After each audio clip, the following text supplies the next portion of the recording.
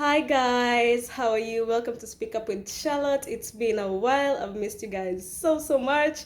We've been talking about mental health awareness, and the last video I did was about taking your power back. Yeah, yes. And I remember in one of my first videos, I talked about toxic relationship, and I promised I was going to come back and talk about how to identify when you're in a toxic relationship and how you can save yourself, yeah, and how you can surrender so that you can save yourself. So today I just want to talk about how to identify a toxic relationship, a toxic environment. And one of the key things that key pointer number one is that when someone shows you that you are not important to them, don't try and unsee that. You should believe it the first time. You see, most of the times we always have this notion that we like to see the good in people, and we like to make excuses for people because you have maybe expectations, yes? So you try to mask what they show you. The first time they show you that you're not important, you should take that. Do not try to unsee that. But the moment you try to unsee that, that's where problems begin. And if you allow it to continue, if you do not set your boundaries from the word go, then that means that will be your daily life. And you'll end up being a victim of a toxic relationship, of a toxic environment. And you see, when you're talking about toxics or narcissists in the environment, in short, it's not just relationships. It could be at church, it could be at work, it could be with friends, with family. This can happen anywhere. It's all the same energy. Like, for instance, you're trying to even express yourself, yeah? You're just trying to express yourself, but instead they end up projecting what you're saying back to you, or denying or deflecting, or they end up gaslighting the issue. Then you don't end up actually facing the issue there, but instead the attacks now turns and it comes back to you. Then there, that I'm definitely dealing with a narcissist. Now it's up to you to set the boundaries from the word go. See, most of the times narcissists end up being with empaths. It's a sad fact, because empaths have a natural aura of healing, and most of the times we always want to see the good in people. We always want to heal, and we always want to take care of people in every way. So we're always looking for the good of everyone, and in the process hurting ourselves. You see, you do not need to set yourself on fire in order to keep other people warm.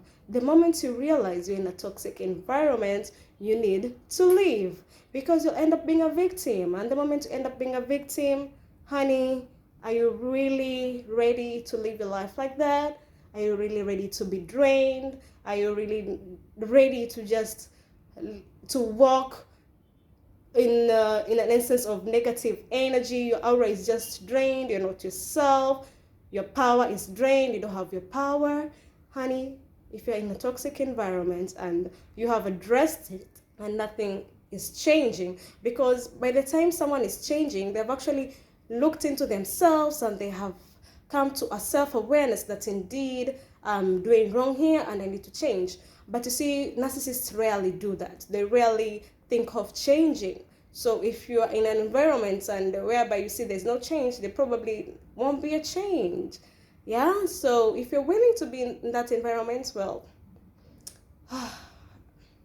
but if you do not want and you want to, because at the end of the day, self-care is the key thing. You need to take care of yourself first before you take care of everyone else. And by that, even if it means you walking away from a toxic environment to save yourself, then so be it. Because I believe in this world, like you can choose your own destiny. You can choose your own destiny. You can choose to do this. You can choose the path that you want to walk. You do not have to conform. You do not have to now say maybe this is the best I can do, and maybe you can even do better, but you don't give yourself a chance. No, honey, take your power back, take your self-esteem back, and trust in yourself, believe in yourself, have some self-confidence, and stand up for yourself and say, no, I'm a queen, I am worthy, I deserve to be treated well, I deserve to work in a good environment. I deserve to be around people who uplift me, people who genuinely love me, people who are there for me genuinely, not people who are there but instead they're just waiting to backstab you or to just hurt you in one way or another.